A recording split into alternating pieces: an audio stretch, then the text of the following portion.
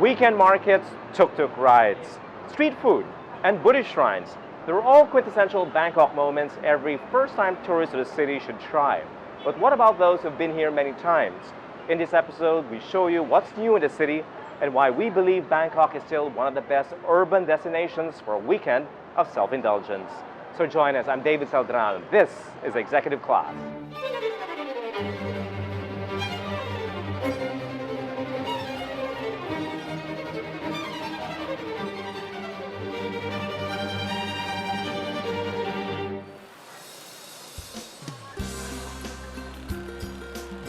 Unlike the other cities we visited, there's hardly any need to introduce Bangkok.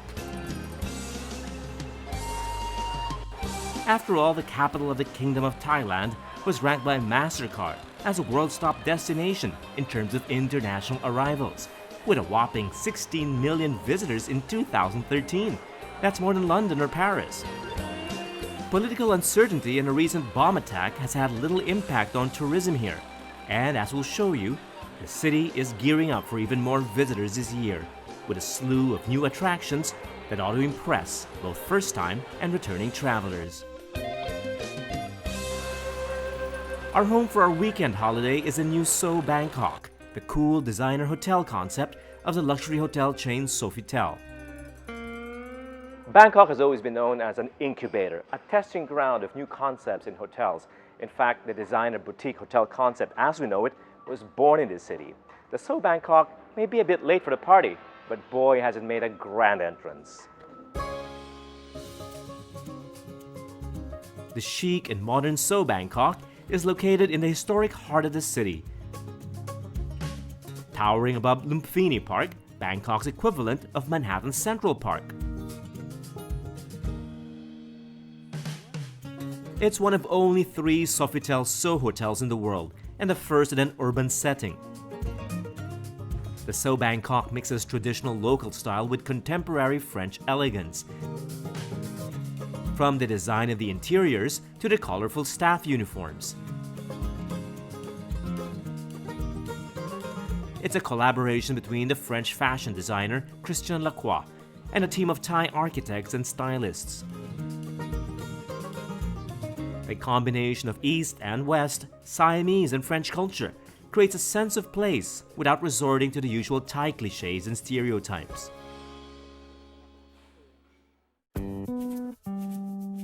Designed to look and feel like a boutique hotel, you hardly notice there are actually 237 rooms and 28 suites in the vertical property. Nothing cookie-cutter here.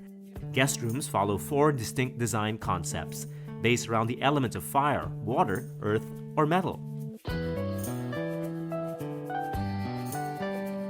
All are equipped with the latest technology and fitted with large window panels for panoramic views of the Bangkok skyline. Guests can even book a different room for every night, so they can enjoy a unique experience each day of their stay. The Thai capital's legendary heat and traffic may make you want to stay in. But hard as you try, the bustling city somehow lures you to its streets, and inevitably to its shopping districts. Metropolitan Bangkok is as congested as any modern Asian megalopolis, but unlike, say, Manila, the city manages gridlock with a network of new skyways and an efficient SkyTrain system that interconnects commercial districts. Location, location, location. The new M Quartier Mall is strategically located right next to a SkyTrain station. So even in Bangkok's traffic, getting here is never a problem. Traditional street markets are still popular, but this is a new phase of retail in the city. Stylish, sophisticated, and in wet and humid Bangkok, climate controlled. M Quartier in the M District along Sukhumvit Road is part of a new generation of shopping centers targeting the growing Thai middle class as well as upscale travelers visiting the capital. M District covering M Quartier and the Emporium hosts over 1,000 brands and dining outlets, so you'll need at least a day to explore the entire retail complex, which isn't such a bad idea considering there's so much to do and, well, buy. Luxury shoppers won't be disappointed either. Most major brands are represented here, with prices less than in Hong Kong or Singapore. But what you really want is something made, or at least designed in Thailand, and M. Quartier dedicates an entire section just for that. There are 400 labels and 4,000 square meters of floor space at M. Quartier, and many of the brands you'll find in other parts of Asia. But this is unique. It's Curator, featuring up-and-coming and established Thai designers. Curator stocks more than 60 Thai labels, everything from streetwear to formal fashion. But this is much more than a boutique. It's a platform for the local fashion industry to display the skill of its designers and the talent of its store merchandisers. As you can see, Curator is more than just a showcase of Thai design, but Thai imagination and creativity as well.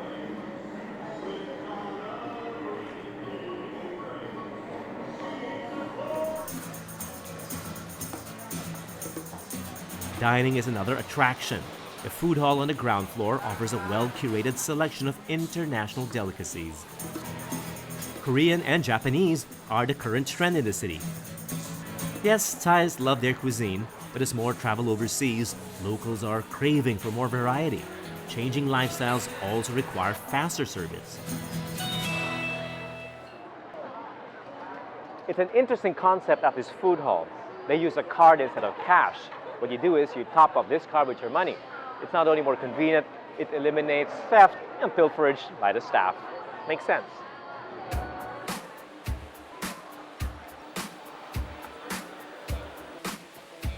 More dining concepts can be found in the Helix. 43 outlets lining a path that form a helix connecting 4 floors of the mall.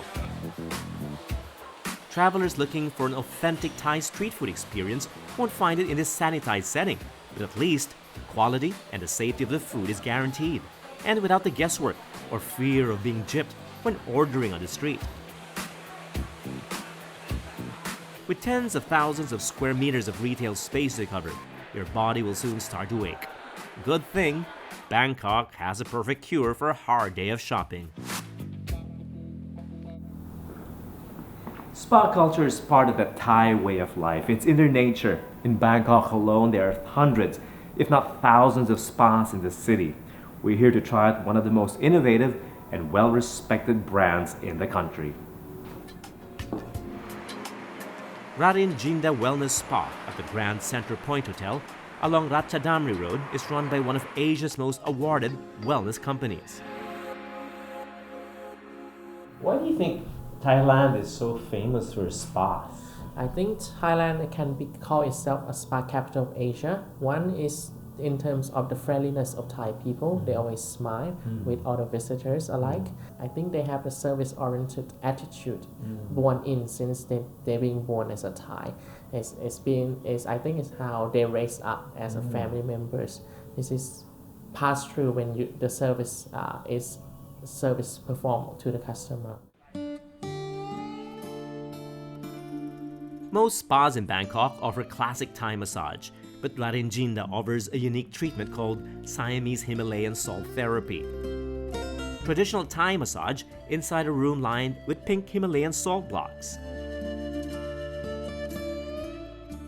What does the salt do? Is it just for asthma, or what else does it do to your body? Actually, it helps. It has many benefits. One is, of course, relief asthma.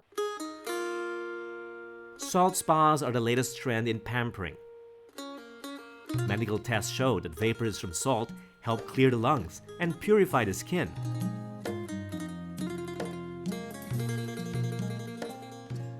Second one is helped recharge your energy inside. So those who've been using a lot of technologies, iPhone, iPads, That's me. The flows of your energy inside will go opposite the way it should go. So this one helps make it goes the same way as the energy flow. You'll need a lot of time exposed to the salt and repeated visits to feel the full benefits. But a Thai massage produces instant results. A revitalized body that puts you in the mood to enjoy Bangkok at night.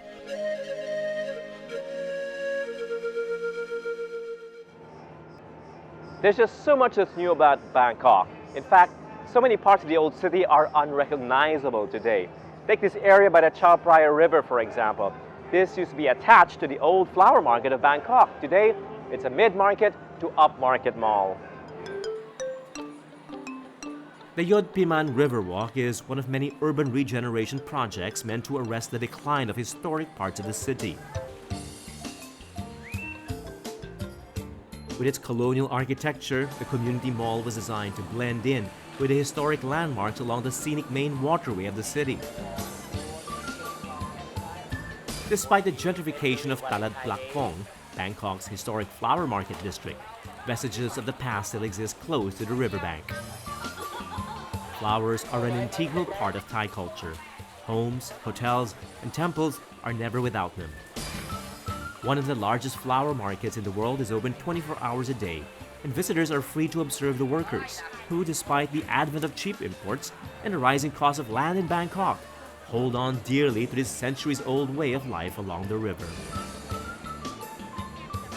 Up next on Executive Class, more shopping, dining, and pampering in the world's top travel destination. Our summer sojourn in Bangkok returns after the break.